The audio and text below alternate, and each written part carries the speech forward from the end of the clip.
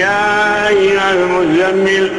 قم الليل إلا قليلا نصفه أو انقص منه قليلا أو زد عليه ورتل القرآن ترتيلا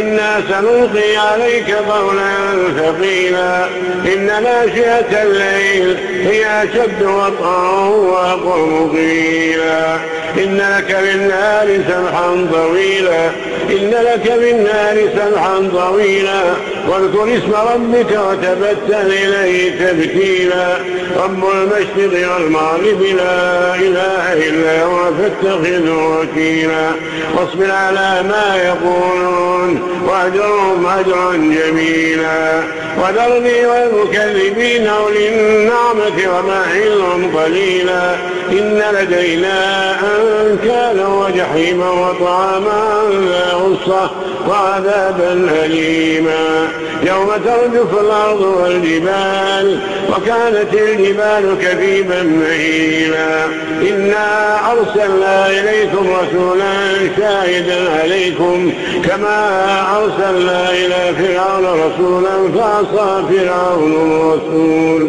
فأخذناه أخذا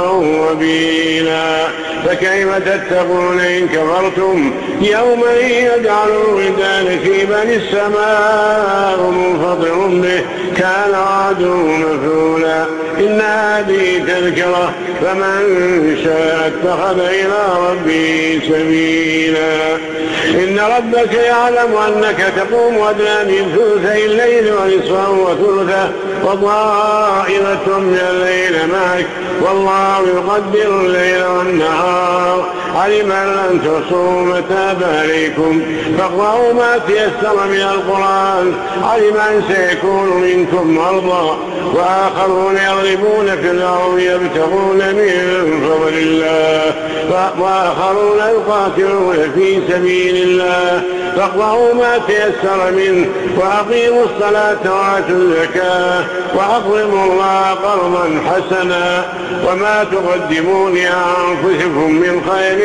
تجدوه عند الله هو خيرا وأعظم أجرا واستغفروا الله إن الله غفور رحيم.